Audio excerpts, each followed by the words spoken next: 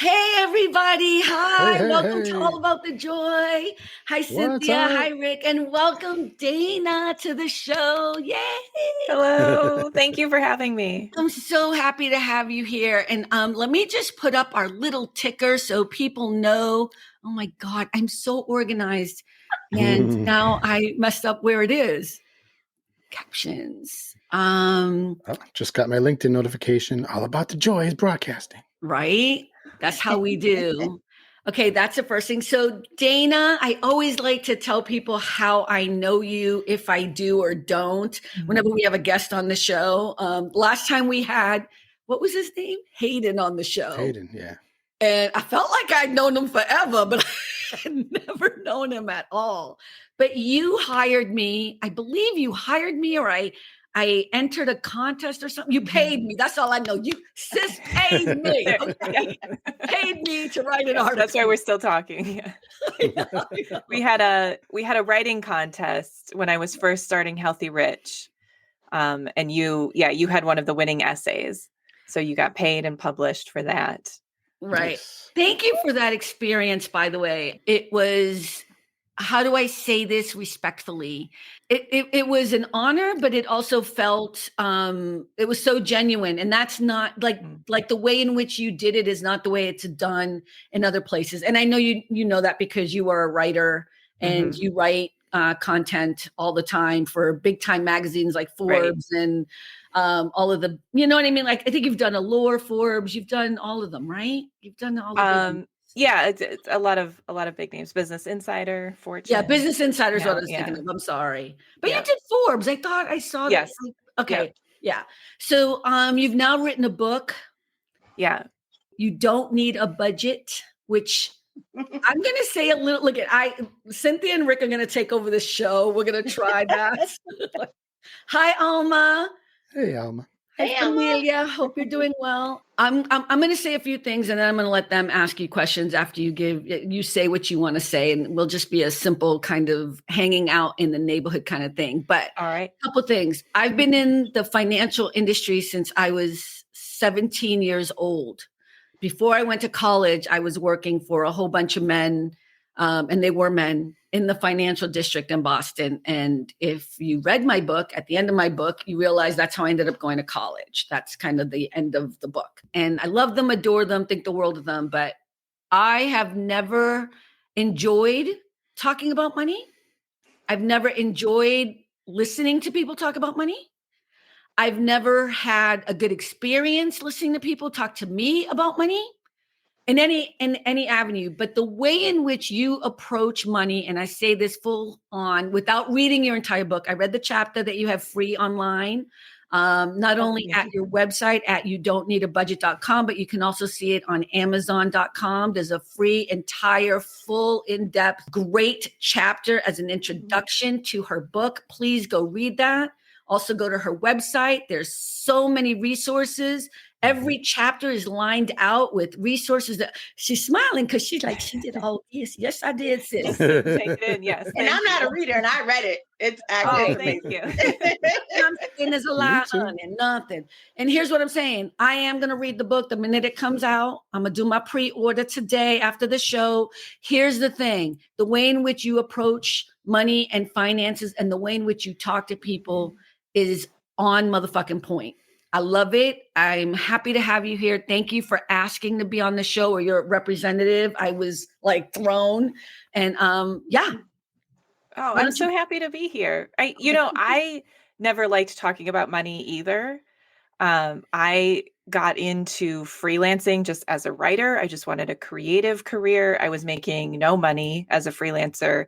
And this was in like 2010s, that kind of era where blogging was kind of taking off and people were learning how to make money blogging. And so everything I was reading was about like being an entrepreneur and building a 6-figure business and making money online none of it appealed to me. I hated that everything had to be about money when I just wanted to be a writer. And I had an opportunity to apply for a full-time job because there was just an editor that I really liked. And it just happened to be with a personal finance site. And I thought, oh, this is going to be really boring. um, but it's a writing job. I'll get experience. I love the people that I'll work with. And I thought I'll just like do it for a year. I'll commit to that, see what it's like to be have a real full-time career.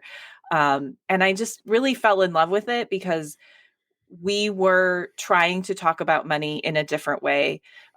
We were trying to kind of have that friendly, casual conversation with people and meet people where they were at rather than like stock advice and a lot of investment stuff and a lot of, and admonishments telling everybody what they were doing wrong kind of thing.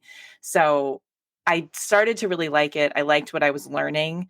But even then over time, over the years, about 5 years or so in, I left that job. I was freelancing and I started to see still the way people were talking about money was like, everyone was still kind of saying the same thing. There was still a lot of like, here's the set of rules that you need to follow to be good with money and to do the right things with your money.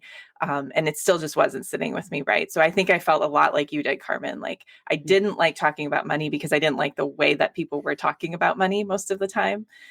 So I started Healthy Rich to have a different kind of conversation that you're talking about. And that's why I had those writing contests early on, was to invite a bunch of different voices that weren't just my own, that weren't just someone who had experience in the personal finance industry.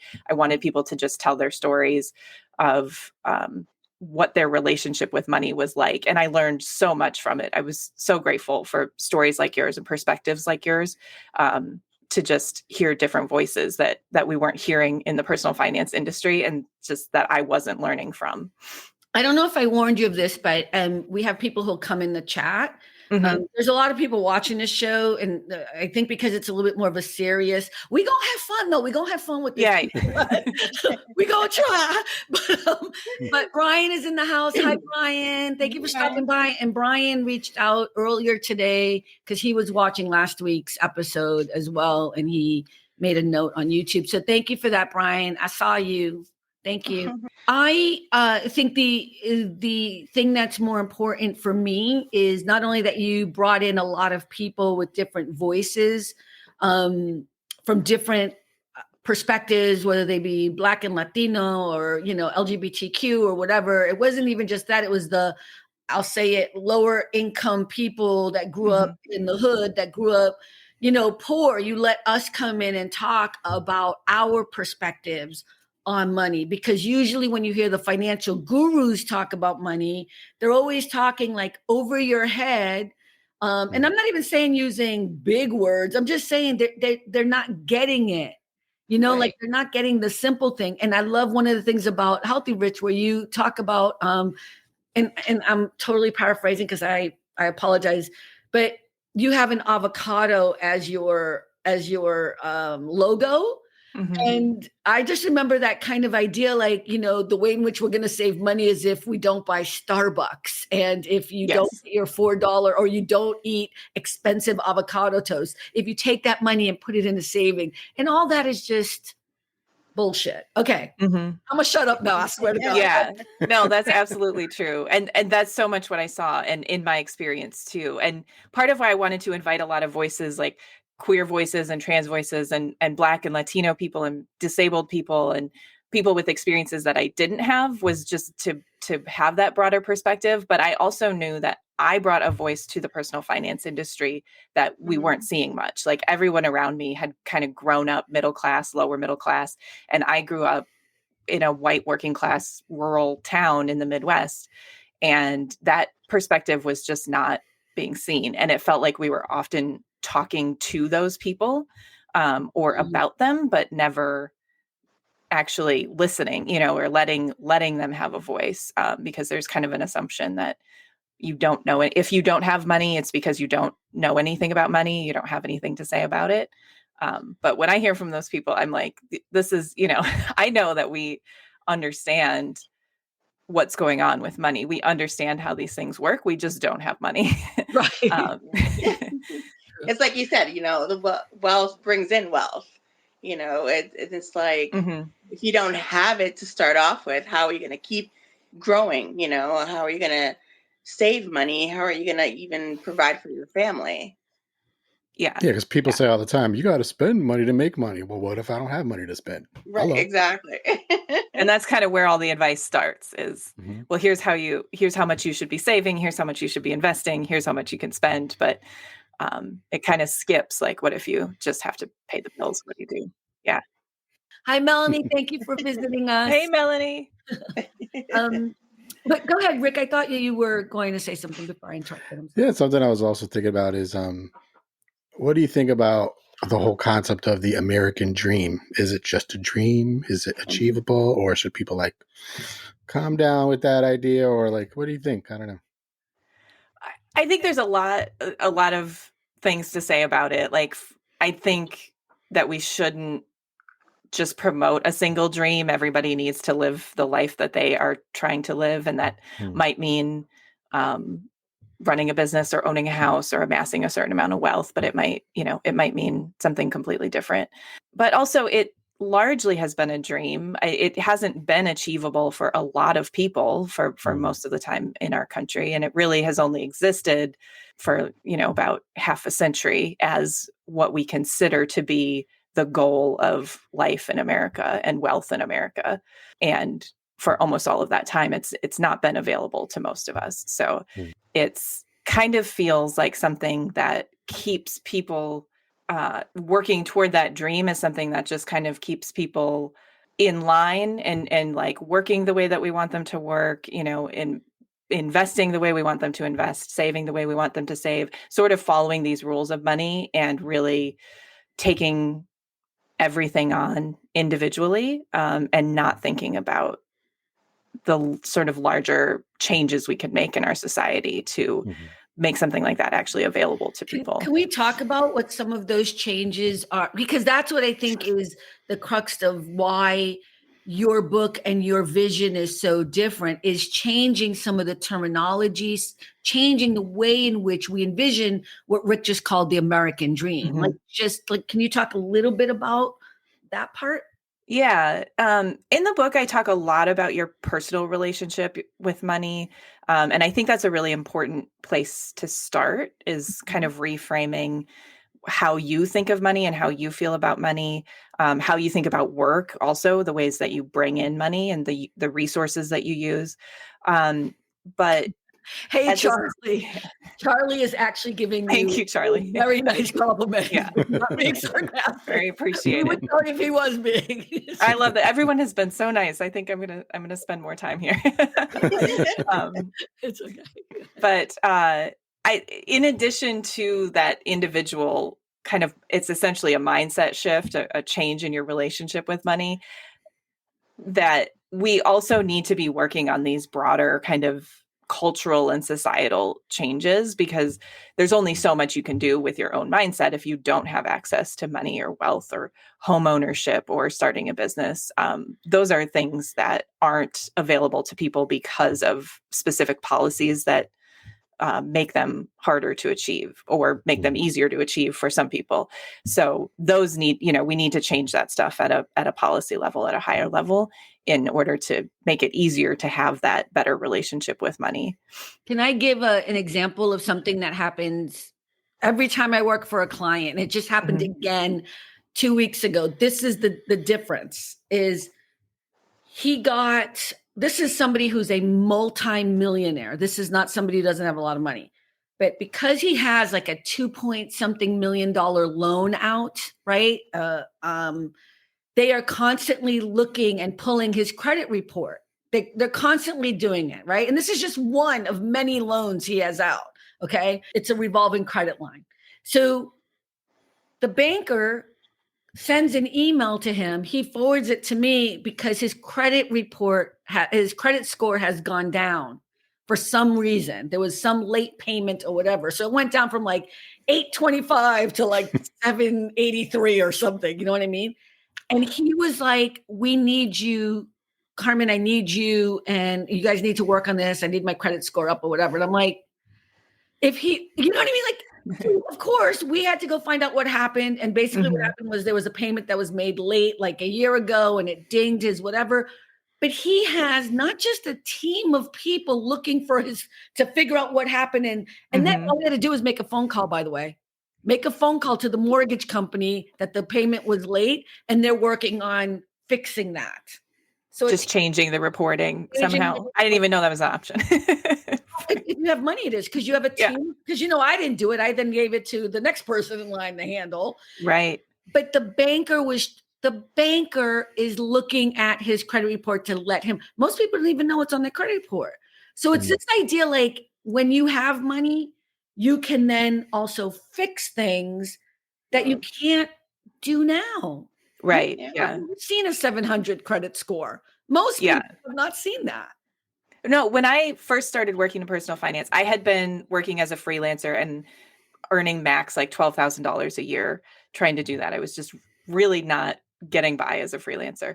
But I had a credit score like in the 500s, and which is considered bad. Yeah, which is considered poor. And I didn't even look at my credit report. I hadn't thought about it because there was nothing I could do about it anyway. So it didn't really matter. I know I was getting calls from collection agencies probably, and so I just wasn't answering my phone. But for the most part, no one was even trying to collect on the debt because I didn't have any money coming in. But once I had a job, I was able to put down $200 for a secured credit card. Right. And take that out, and with just that balance of $200.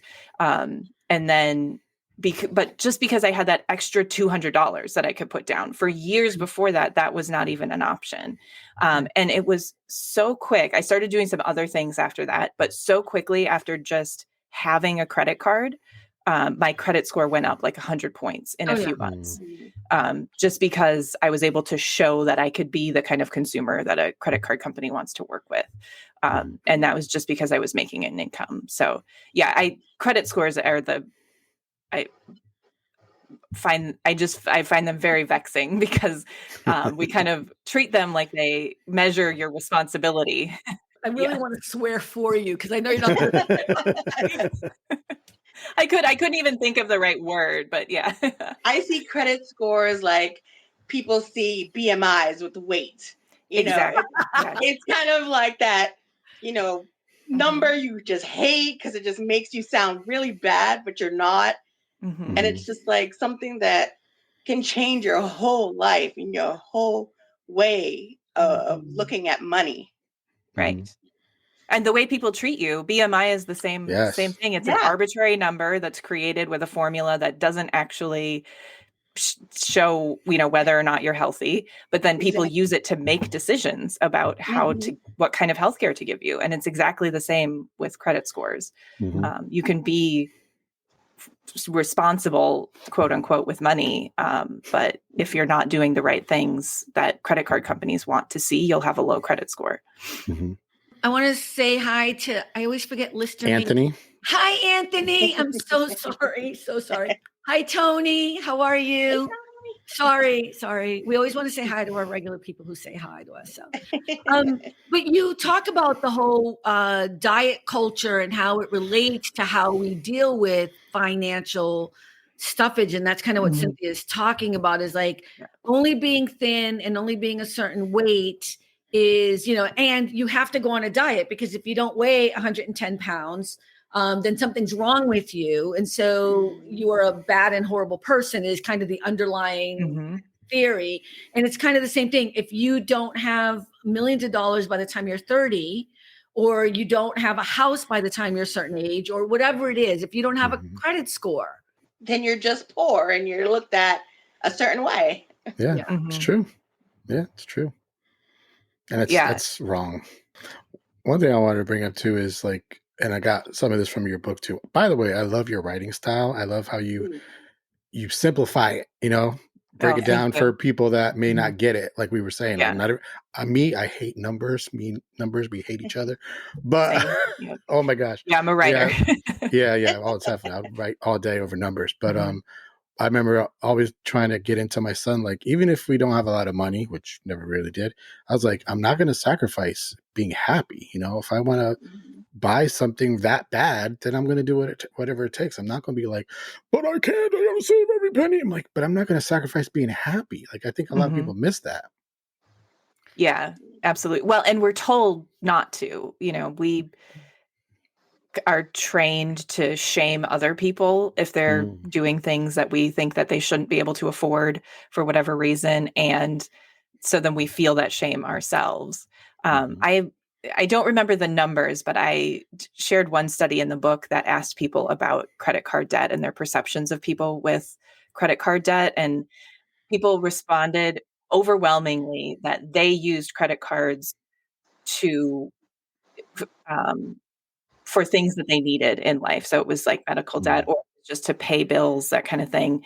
But when they were looking at other people, they assume that other people use credit cards to live beyond their means, like they're using it for things that they don't need. So we have this perception like, well, I need credit card debt, but when I look at other people, I'm shaming them for the way that they're using debt. When actually most people are actually using debt just to get by day to day, because life is too expensive and we don't earn enough money. Yeah. And even wealthy people, here's the thing. And I have worked for wealthy people now. I can't believe I want to say this, for like 30 years. Oh my God. What am I doing with my Your life? experience is amazing.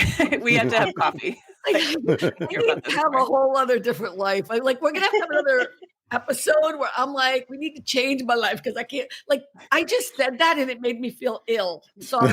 But here's the thing. None of the clients I've ever worked for before or even now are debt-free. They're all mortgaged to the hill. They have credit lines. And they like borrow from Peter to pay Paul. Because they have so much credit worthiness, they just keep taking out money and passing it along. And it's like, now, do they have a lot of collateral? Sure, they have a lot of property, but they bought that property with the loan they took out. You know what I mean? It's this weird. I'm not saying they weren't wealthy to begin with or when they started, but it's a weird system where I'm like, because I keep telling one of my clients, you need to sell 5 of those cars, 3 of those houses, and you'd be chill. You'd be fine. But instead, he likes to run around with his head cut off. Like, how am I going to make payroll? I'm like, sell the Ferrari. I'm not going to run around with my head cut off because you can sell something. That's not like back in the day when I couldn't pay the utility bill and I was worried. They were like, that's when you get panicked, but they don't see that. Yeah. Yeah, that's wild. Can I get your opinion on something? So my husband has a tendency of, if we go out anywhere, he wants me to always use this one credit card because we get points on it. And I tend not to do that. I like to either, if I have the cash, I'll pay cash or use my debit card because I don't want to pay the interest, because you end up paying more money, obviously, if you don't pay it right away or things like that, or pay it off in full. What is your advice on that? Should you use a credit card? Should you pay cash if you have it? Something like that. I think this is why I talk about your relationship with money and try to generally stay away from the prescriptive advice. The very simple answer that people would give is if getting the points gives you more value than you lose, in interest, then it's worth it. There's you can just do a calculation. People also say just use your credit card and pay it off by the end of the month. But it sounds like for you, that doesn't feel possible, or maybe you just don't feel certain that that's going to be possible. You don't trust yourself necessarily to do that. And so if it's just causing anxiety for you, I don't know how much the points are worth it at that point, right? I don't want to cause a rift between you. Juan's listening. Juan is listening. Yeah. But I think it's worth bringing up in the conversation. This is what I see in the personal finance space is always this how credit card hacking, how can you have the most optimized financial life? And I think we really need to move away from that because it's just not how humans operate. There's so much more involved. You're not really optimized if you have a perfect bank account, but you're filled with anxiety constantly because you're trying to pay the bills by the end of the month, or you're racking up credit card debt or something. So all of those things also have value that are just harder to put numbers to. So you have to be just a little bit like more mindful kind of about it. That's definitely like what he's saying, to use a certain credit card because of the points you get, especially a lot of them encourage, give you higher points if you eat at restaurants or something. Like there are rewards you can get for that, and it can be very worth it. He might also be saying that because maybe you're paying like an annual fee to have that credit card and you want to make it worth it. There's a lot of reasons that makes sense. But all of those things have to be taken into consideration for sure. And you have to, that's where then we take like a step up and look at the greater system too, and understand that credit card companies offer those rewards because they want you to be spending money, because if you can carry that balance, then they can make money on interest. Exactly. And they make money on just every time you swipe the card on the fees. So it's in their interest to encourage you to spend money. So just always kind of think about how that all fits together. And that's a lot to think about when you're just like trying to go out to dinner. But Juan is wrong. That's what I heard. Sure. Yeah. I'm not talking to Juan, so I'll be on this team. I mean, we can replay it or something, but I'm gonna put it on repeat for him. She said it nicely, but I'm just cut that shit down. Juan is wrong. Now, Brian just said I have one credit card for gas, one credit card for date night, one credit card for emergencies, and one credit card for Amazon. Yeah. Listen, I think that what you're, I mean, I'm gonna read the book, but just my gut and how I know you, it really is about what works for you. It's kind of this, not being crazy about it, but what works for you is going to be what's in your best interest. And if you're a couple, you guys got to figure that out. But I do believe that we live in a capitalist society, and that's part of what you talk about as well. And it's all of these rules and all of these things are also set up to make us feel bad, to make us feel like we have to do something in order to be rich or to use the points. Like, I have a credit card to get points too, but I never use the points except to pay back the credit card. You know what I mean? Like, I don't use it for travel because whenever I'm traveling for my clients, they pay for it. So it's like a weird, but if I don't pay that credit card all in full, I'm screwed. You know what I mean? Like, I'm the one who just paid, $200 on the interest payment or whatever, I think they're banking on that too. It's just like with subscription services. They're like, yeah, and if you want to cancel, you cancel, but they know people are going to forget. That's why they have a whole thing now. What is it, Rocket Money or something? We're like, we'll go in and we'll cancel everything for you. Because to me, I'm like, I look at my bank account every day. I know what's going in and out. I ain't surprised by nothing. I'm serious. I'm not surprised by nothing. How do you not know you've got subscriptions from years ago still paying for it? Like, to me, that's like, wow, really? But yeah, that's how they get you. Yeah, it's nice those services exist, but the business model still exists because that people just have that inertia. But I think it's funny because their bank, like, I mean, I hate that Rocket company, whatever it's called. I don't want to give them any promotion here, but what they're doing is making money off of people who are spending money because they forgot to do a subscription. It's kind of a little slimy, but people need the service or whatever, where you can just put it on account. I just had Hulu on for 1 month. I paid the $17.99 without ads because I wanted to watch Parenthood. Yes.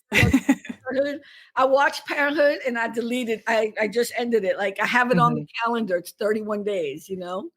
So, but I think you have to be a little bit organized to do that. I guess.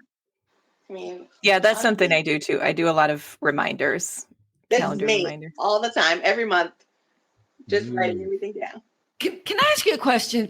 Let's say somebody has a phone from like 2005. Is that someone in this room? I'm not going to say who it is. Oh, this way. Should they buy a new phone? Yeah, will not buy a new phone because I don't know. I'm kind of worried. I'm just messing with you, Dana. We need to answer that question. But, can you, Rick? Do you have another question? Because I keep cutting. No, I was just thinking how funny that is. Because I think Dana would be like, "Listen, Cynthia, if it's causing me anxiety, just keep your phone. Don't worry about it. Don't listen to Carmen." No anxiety here. My phone works perfectly fine. I feel like if it is that old, it might be keeping you from additional anxiety because you can't get on social media and everything that is ruining all of our days. Okay. Do you want me to interpret that for you, Cynthia? Because I'm going to say it in the ghetto language you're used to. Again, you are wrong. She just said, buy a damn new motherfucking phone. That's what I heard. Oh my gosh. Can I ask you a question that isn't actually about finance, but actually about what it's like to publish your first book? I know it's coming out in December, but what was that? So I knew you before you started the process of writing the book, and then you went through the process of writing the book, and now it's done. It's coming out in December. Give us how you thought about doing it. Yeah, I knew you before I even had done the book proposal, or it was even an idea. So I was just doing the blog and trying to kind of figure out like, what is my contribution going to be? But I wrote a guest post for the Culture Study podcast, which is the Substack, not podcast, which has a pretty big following on Substack. And that was pretty popular. And an agent and a publisher saw that post and reached out to see if I would want to write a book. So then I had to think about what I might actually put in a book. And so I worked with that, with the agent on that. And it was a really interesting process to go through creating the proposal and then spending the year that I spent writing the book, because through that entire process, I was still like figuring out, what is my contribution going to be? What is my perspective going to be? Like, what exactly is this message? I was doing research to see like, what do we actually know about budgeting? And kind of working out my thoughts as I was writing them, which is kind of how I process things. But also it was like, do I know what I'm talking about? Like they said I could write a book. And so, yeah, as it comes out like I'm an expert in this, but really it was like this process of me figuring these things out. And there's still a lot of questions in the book too, that, because a lot of what I say is like, this is something you have to figure out what works for you. So a lot of it is questions that I ran into as I was writing the book. Yeah, but the questions. See, I think that's the fresh perspective. And I haven't read the book yet. I've read the chapter that she has available.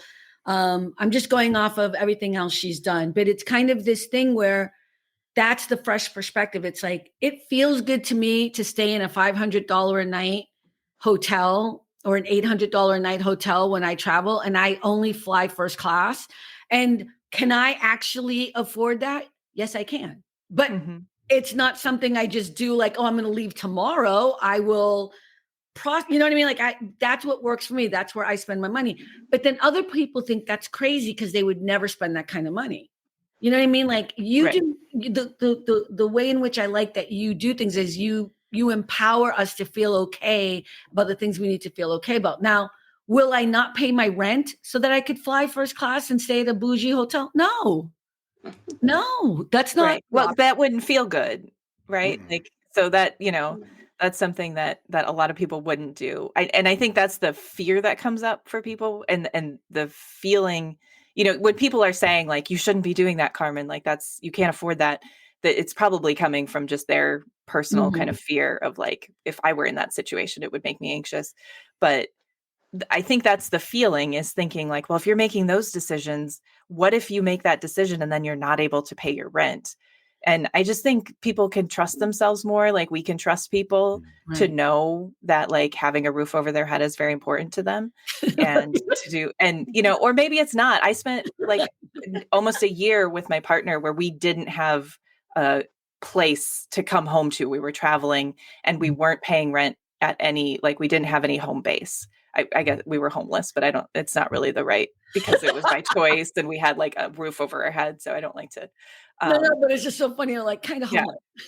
Yes. I was like, we didn't have a home base. We let ourselves be homeless because we wanted to travel and we couldn't pay to do both at the same time. So we made that decision, so maybe some people would make that decision, but you can trust yourself that you're going to make the decision that's right for you and you're going to figure it out. And I think money just like doesn't have to be that scary. You can, I ate avocado toast when I was broke. Like I traveled when I was broke. Like you just kind of decide what is important to you. Yeah. I was going to say you were residentially ambiguous for a little while. That's actually a really perfect, ambiguous is a really perfect way of explaining that. Yep. Rick, where did you come up with that? I just thought of it. Yeah. Sometimes I have a good idea, believe it or not. So Anthony just said, Cynthia, if your phone ain't broke, don't fix it. Anthony, He's on your side. No. Yep. Brian said AudioVox. I had that phone from 1999 to 2000. I think you don't want to get a new phone because you don't want to deal with all. I mean, it is going to be a big change for you. It's a huge. It's actually 2008. Did we figure out it was 2008? No, I don't even know what year it is. It's something like that. And it's going to be a big change for you. It's pre-COVID. Let's just put it that way. It's older than pre-COVID. Okay. Yeah. Sounds like, yeah. 2008, I think. But anyways, whatever. I think something too that's important is everybody has their own ways of doing things, but it doesn't mean one is wrong or one is right. It's whatever works for you. Yeah. Am I right? Absolutely. That's my professional opinion. You don't stand on that. Yeah. And that's the part that is tough writing in personal finance as a freelancer. I found myself a lot of time being given assignments that were like, answer this question for people. What is the right way to do a certain thing, right? And I just constantly found myself being like, well, it depends on what your situation is and what you want and what your goals are. And I just started coming back often to like, if you just understand how certain financial products work, if you understand the consequences of certain financial decisions, then you can make those decisions for yourself. You know, when it gets to be stressful and when it kind of feels like it gets out of control is when you don't really know like how your credit card works, like at what point you start accruing interest, like how much that interest is going to be, how much the fees are going to be, that kind of thing. If you don't know what the consequences are, then it can be really stressful. But if you know exactly what those are, then you can just decide how to deal with them. So Tony just asked a question. What's the best way to describe living within your means from a financial perspective? I love that question. I've been talking about that a lot with people lately, because people talk about like not spending money that you don't have or overspending, you know, like if you don't have a budget, how do you make sure you're living within your means? And again, that's probably something that you can sort of define personally, but on a really in a broad way, I think of it as just like, if you are able to buy something, then you can afford it. If you have the like credit card as a resource, I think of debt as a resource, even though it does eventually become a liability. I think of it as a way of expanding your resources, so you don't only have to rely on, you know, money you can earn from working, because that's not always available to everybody. So if you have the cash or you have the credit or you can afford the debt to buy something, then you can afford it, and that's living within your means, living within the means that are available to you. That's kind of how I consider it. If you can't buy it, like if you swipe the card and it's not accepted, if the vendor for some reason doesn't accept whatever you're trying to offer, you don't have the money to give them, then you can't afford it because you don't have the, you know, you don't have the means. If you can walk out the store with something in your hands, or you can sign the papers, then it's within your means. But there's a lot of gray area there, because you can get yourself into an uncomfortable situation. So you really have to think about what that means for you. Debt is not necessarily bad. Yeah. And you know that from, you know, they don't know that. I don't wealthy people like are kind of realize that. We've been told that debt is bad, but debt can be something you can use to expand your financial I was going to say fortune. That's not the right word. Whatever. Resources. Thank you. Yeah. Sorry. Yeah. I don't like the living within your means thing. I've never liked that. And I could never pinpoint why I didn't like it, but it was like, okay, so I'm poor, so I can't have anything. That's how I interpreted that. Like, yeah. Well, we only talk about it if you're poor. That's right. You don't tell rich people to live within their means. You can't take out debt. You have to live within your means, right? You're only told that if you're poor. I think that's why it's like, it always rubs people the wrong way, because it's just a way of kind of keeping people in their place. Yeah. So Tony, you'll stop calling me bougie now because you. He's always calling me bougie. Let's see, Melanie. I've heard that you should be able to pay off the card within a month or two. If not, you shouldn't get it. What's your thoughts on that, Dana? Well, if you pay it off within the month, then you're not going to be accruing interest because credit cards don't start accruing interest on your balance until the next month. Days or whatever. That was a terrible way of describing it. Yeah. The spending that you do like within April, you'll start accruing interest on that in May. So that's why that's kind of a rule for people, because if you are paying interest on your credit card debt, then you're paying more than what the price of the thing was that you bought in the first place. Right. So that's kind of what people are talking about. And credit cards accrue interest really fast because they have a really high interest rate. So it starts to really kind of stack up. So if you're doing that month after month, then it can start to get really hard to keep up with the payments, even the minimum payments. And then it becomes really tough to pay down the debt at all if that's your goal. Right. But again, that's kind of, I think, understanding the consequences. If you know, like right now I'm in a period where like I'm transitioning between jobs, or I'm trying to do, something, I'm trying to leave a relationship, like something that's going to reduce the amount of money that you have in income, and you're going to use credit cards for a while, and 6 months from now you're going to just deal with the fallout of that, then that might be a resource that you need to use. It could be really valuable. So I try to be careful about just following rules like that. Let me just read. So Brian said, living within your means helps you become more financially disciplined.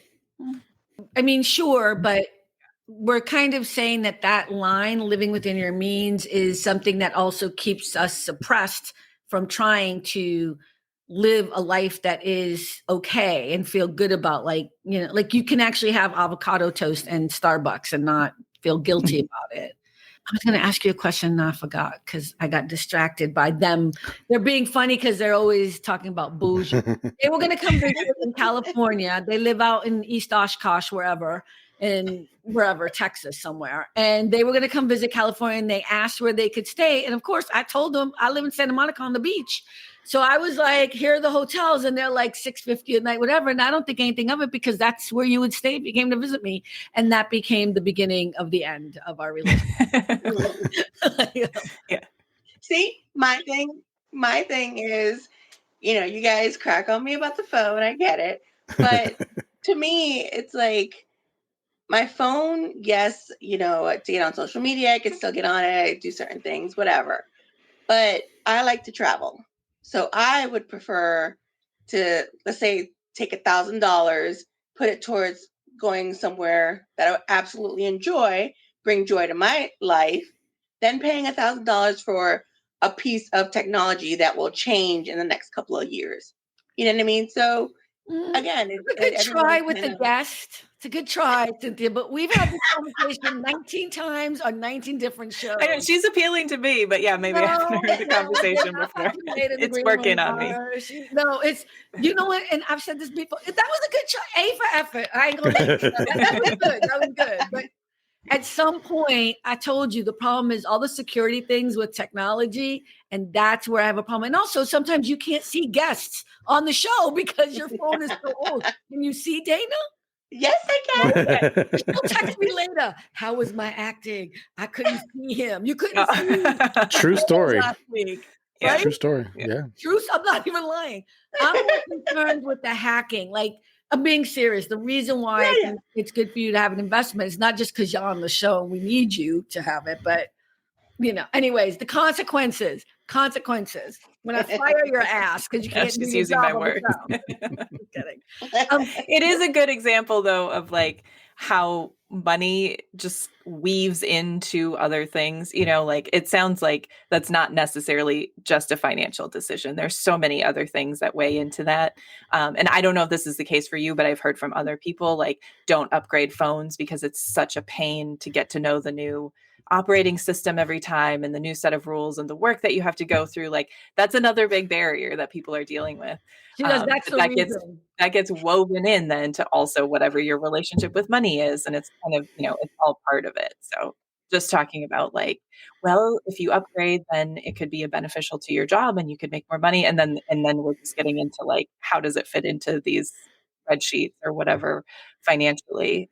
There's just so much more. But I love that you tried. I love that you tried to get our guests to back your shit up. It was just so cute. I'm gonna make this a clip. It was so cute. Adorable.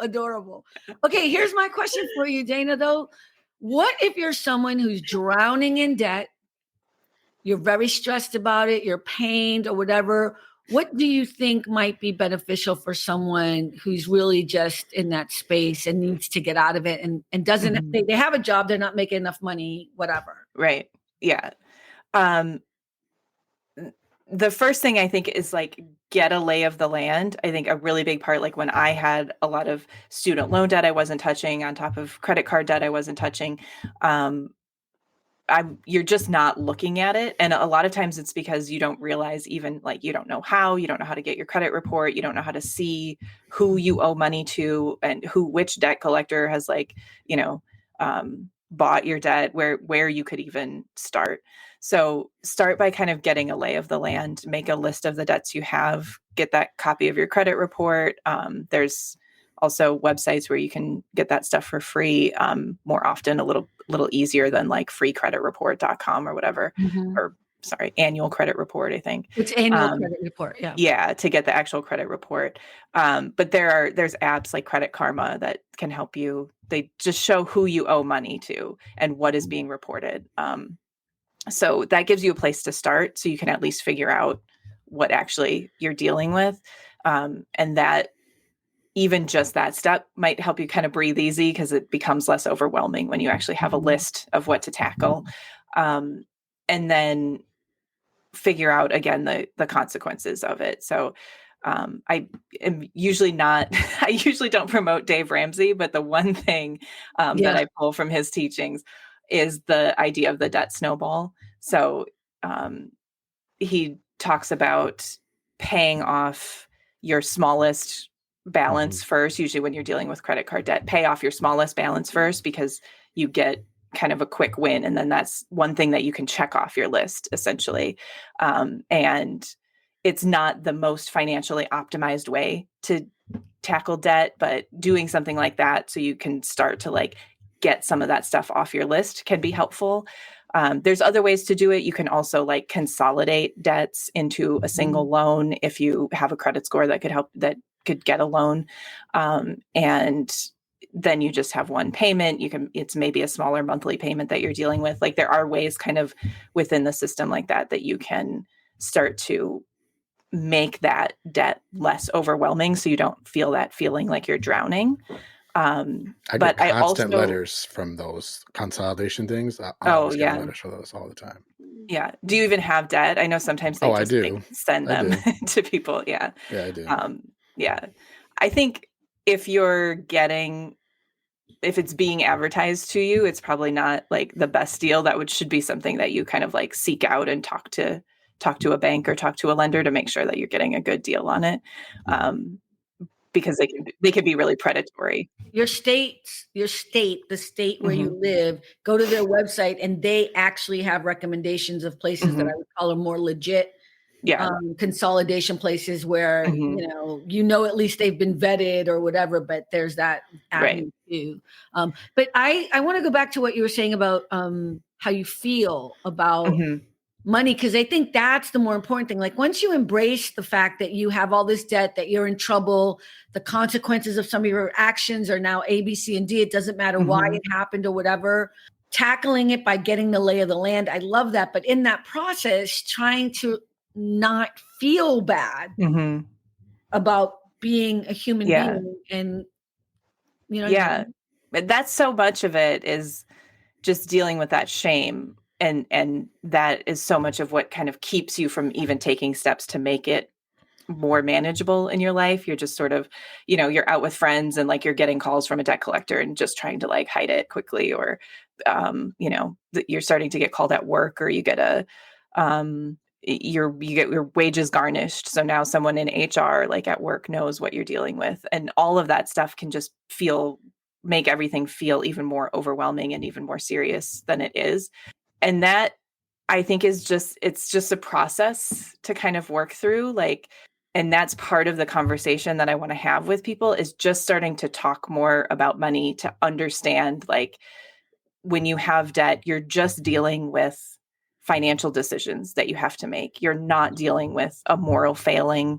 You're not, you're a bad person because of, for any reason that you took out debt. You did what made sense for you at the time. And now you're making decisions to deal with it that make sense for you now. And letting go of that idea that it's some kind of moral failing or some kind of shame is a really important part of that. And I think getting that kind of lay of the land and understanding just steps that you can take to manage it can be helpful with that, and really getting that perspective that it's just financial decisions. Like, it's just steps that you just have to decide kind of what is the next step you're going to take. It's not going to determine whether or not you're a good or bad person, or a worthy person, or worthy of the next purchase that you want to make, or anything. It's just decisions. I'll tell Cynthia will know who this is. When I first moved out to Los Angeles, I didn't know anybody, and I had a college degree, and I didn't know anyone here. I had $800 in my pocket and a round trip ticket back to the East Coast, because I didn't know how it was going to work out. And I remember I had gotten a free room and board for light housekeeping. And I was working for a man named Mr. Fred Nasher. May he rest in peace, because he did pass away, but because he was old then. So he let people, usually UCLA students, he would let them stay in his guest house in Westwood. And you just had to clean his house a little bit. And then the housekeeper would come in 2 or 3 times a week or something, but you would do the light cleaning. And I remember, I was here for like 4 months. I didn't know anybody. I was in debt after college. I had been in debt before I went into college, but then I was even more debt. I didn't know anybody. I didn't have a job. And this was the job I had, but it was really for free room and board, And I remember talking to Teresa on the phone. Cynthia knows who Teresa is. And I was crying, and I was so upset. And I was like, I have a college degree and I'm working as a housekeeper like my mother had done. And I was devastated. I was just devastated, because I was like, what am I doing? And I was like, I'm a loser. I'm an idiot. I'm never going to be, you do all that stuff. You talk to yourself. And Teresa said to me something that I have never forgotten. And she said, you need to stop having an emotional attachment to money. You are not how much is in your bank. Teresa said that almost 30 years ago, exactly 30 years ago to me. And I have to tell you, it is one of the things that lifted me up, because I was like, you know what? I have just moved on my own without knowing anybody to California. I just got an apartment all on my own. And it was like changing that perspective was so fascinating, to like the same information. And that was the day that I stopped. I give her credit for this. It was the day I stopped feeling bad about debt and about where I was at and how I was born into no money, and how, I thinking I would never have any money. And I think that's what I love about your book and your whole aura, is your feeling. How do you feel about the decision you're making? What are the consequences? I never thought about the consequences part. I like that part. The thing you talk about a lot, which is the consequences to whatever your choices are. And can you live with that? Right. And for me, that's the part that makes me feel empowered in decisions and makes me feel more secure, is understanding those consequences. And sometimes people say those words and they kind of use like, what might the consequences be, as a way to like encourage restriction to keep you from doing something. But I think of it more like, my partner helped his kid do taxes this year, who's 20. And so they submitted their taxes in the spring, and then a few months later got a letter that there was some local tax they hadn't paid, because they didn't realize, they just filled out the paperwork wrong and didn't realize it was something they owed. And so it was like a couple $100s owed.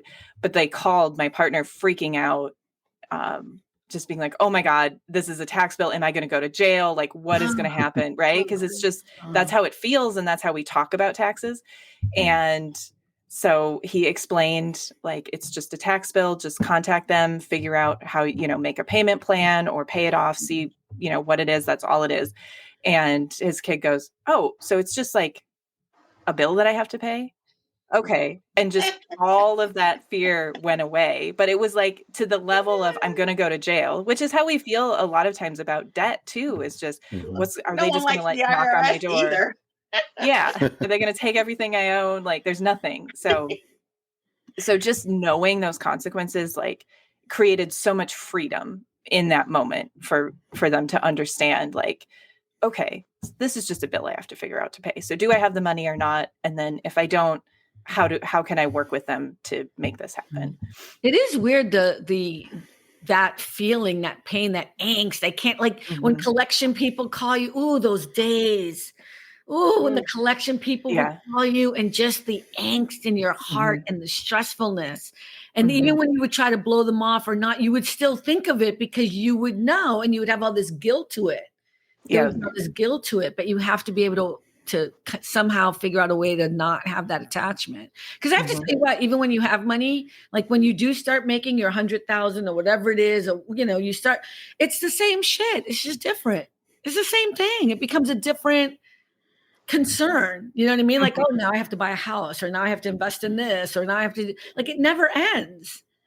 Right.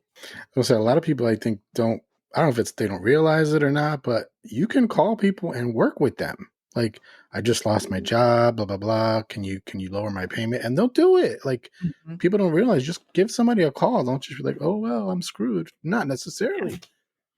Yeah. I think it's a lot of shame that keeps people from doing that, to just say, I don't have the money. So what are we going to do about this? Like, that's really usually all you have to do. And someone is going to work with you, because that's their only option. It's either that or you don't pay if you don't have the money. So to just do that, then you can avoid digging kind of a deeper hole. But there's just so much. I wish it was a different way that we lived, right? Money just sucks. That just sums it up. Oh my. That's why you like Star Trek so much, because there's nobody spends money in Star Trek. Yes. Always. And they have universal translators, so they can all just. Oh, are you a Trekkie? Are you a Trekkie? I watched it back in the day. I wouldn't say but I sounded like a Trekkie for half a second. I got excited. Well, I could probably go back and forth a little bit on it. But that's the one that always excited me. I was like, they can just talk to any aliens. That's amazing. Oh yeah, that is true. Yeah, she's a Star Wars. Are you Star Wars? No, right. No, that one not at all. I watched the first. The original series and the next generation of Star Trek. Oh, that's awesome. Probably 20 years ago. So that's as far as I've gotten. That's good. All right, you're in the club. You're okay then.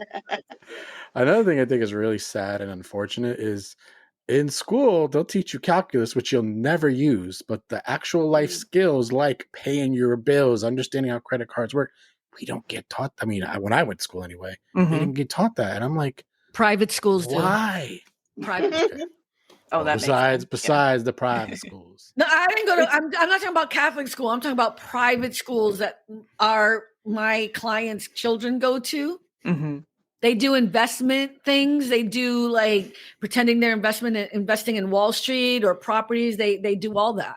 Again, it's all these classes. You know what I mean? It's all these different things. Brian just said the needs of the many outweigh the needs of the few. Great Star Trek quote. Yeah. Live long and prosper. She knows Star Trek. Yes. Personal finance. There's actually a movement to require personal finance in schools, high schools, a lot more. About half the states have passed mandates now. But the problem with them, and it's good because it is giving more people access to that education. But a lot of times it's not great education because there's no funding to come along with it. And so the teachers who are tasked with teaching it are not getting training that they need. They're not getting materials they need. They're not bringing in a new teacher who actually has, expertise in personal finance to teach. So it's a step. We're like requiring it in public schools in a lot of places. but we need to put a lot more resources behind it to get that education like you're talking about, less of like just memorizing like historical facts that we could be Googling now and Exactly. calculus that you can do on a calculator, and learning a little bit more about like how to be a person in the world. Yeah. I just think it's kind of hard too, because I feel like it's not just schools that need to learn about money. I think that's why I'm sorry, I'm like really promoting your book, but You don't have to apologize for that. I'm totally fine with it. I swear to God, I'm not getting a commission or anything, but I think that's why your book is great. It's coming out. Why is it coming out on Christmas, child? It's coming out December 24th because we want to promote it in January. And there was a thing with like bookstores having access to it early enough or something. So you're going to come back in January on the show and hang out if you'll have me, I'd love to. No, we'd love to have you. And then, because then we'll get to read the book. Rick, you're buying the book, right? And I'm going to buy the book. Cynthia, let's buy the book, and then we'll have you, and then we can come and we can talk questions on every chapter and be like, what did you mean by this? Wrong. And then really a whole chapter on Cynthia buying a new phone. So we're excited. Maybe I'll have a new phone by then. Oh, Merry Christmas. Oh, really? Might be a Christmas gift, baby. Is there anything else you want to say? I agree, Tony. Oh, Tony just said must come back. Great episode conversation. Oh, thank you, Tony. I love talking about this stuff, and y'all have been great too. No, is there anything else you want to say before I do my little last push?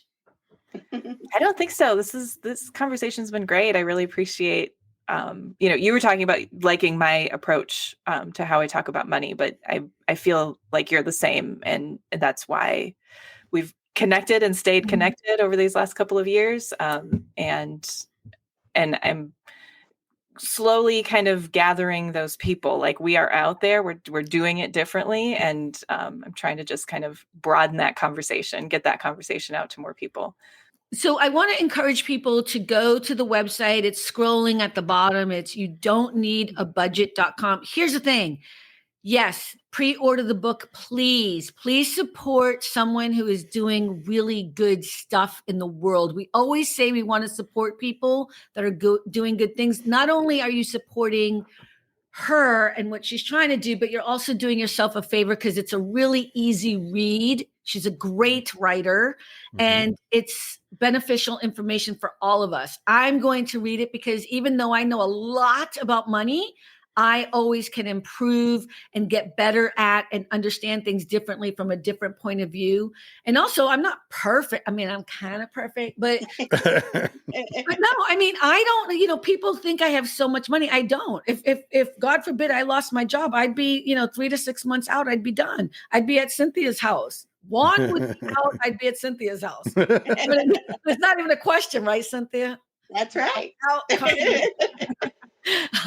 But I mean, because I'm not a wealthy person, but I live my life in a lot of joy and happiness. And I actually, I'm not in major debt. I was in a lot of debt. I had collection calls too. I was by myself. I was making, I think, $12 an hour at one point, and working as a little housekeeper for like the first year when I was in LA.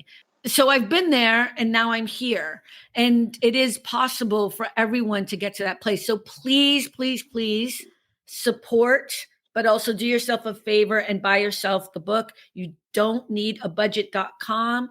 Also, you have the chapters. I thought that was really great. You have every chapter of the book you can click on, and there are resources there, right? Is that for? Yeah. There's it's, I think, YDNAB online on the website. There are resources that I reference in the book. Yeah, so you can go and even get an idea of what every chapter it might be about, because you can see she links references on there, and there's so many resources. So I really want you to do that. Also, go check out, now I always mess up this website. It's healthyrich.co, right? Mm-hmm. That's right. Yeah, that's my Substack. If you're on Substack too, right, just search for Healthy Rich. And hey, do the newsletter. The newsletter is in there. You can just put in your email and you'll get, is it monthly or weekly? Weekly. Yeah. Yeah. So I did a bad thing. I'm gonna change it. I did a bad thing. I had like 17. Okay, so I have a different email address where I get newsletters and I don't read them because it's like 17 of them or something, and there's weekly, and so I deleted them all. But I'm gonna add yours back because I got to be supportive. So I apologize. I take no offense. I'm in and out of newsletters too. Right? It's just like and then I'm not reading them, and then I'm just like delete. I'm deleting them. So. Yeah. Can I say too that I think the you don't need a budget is kind of genius because automatically people be like clutching your pearls. What do you mean I don't need a budget? I got to see what this is about, and boom, you just hook them in because they're like it's an outrageous statement in our minds because we've been taught you better have a budget. We constantly have that pumped in our minds, So I think that's a great title. Credit to my agent for that. I had a bunch of terrible title ideas and he suggested that one, and I was like, that's going to be it. That has to be it. So it is a great one. Yeah. So thank you for coming on the show. We appreciate it so much. It was fun. It was easy. I was worried. Thank you so much for having me, Rick and Cynthia. It was great to meet you and everyone in the audience. I had a list of questions I didn't even look at. That's good. That's good. I had a couple things I asked. Did you ask your questions, Cynthia? I sure did. I have them all here. Good. I'm just saying I had questions, but it was just easy flow. It wasn't. Yeah. Well, you've got my email too. If you need, if you need to talk money, it sounds like everybody's got things they need to work through, so we can. Yeah, but people can contact you through your website as well. But don't inundate her. Buy the book. That's all I'm saying. Buy the book. Start there. Yep. See if it answers your questions first. Thank you so much for coming on the show, everyone. I appreciate you hanging out. We hope we'll see you next week as well. Please go to allaboutthejoy.com and buy some motherfucking swag, bitches. I'm so mean. Buy swag if you want to. No, I don't have any Christmas things available. I'm so sorry. I just haven't gotten to it. Next year, I'll be hooking that stuff up for real. So everyone, remember, it really is all about the joy. We appreciate you all, and we'll see you soon. Bye, everybody. Bye. Thanks for stopping by All About the Joy. Be better and stay beautiful, folks. Have a sweet day.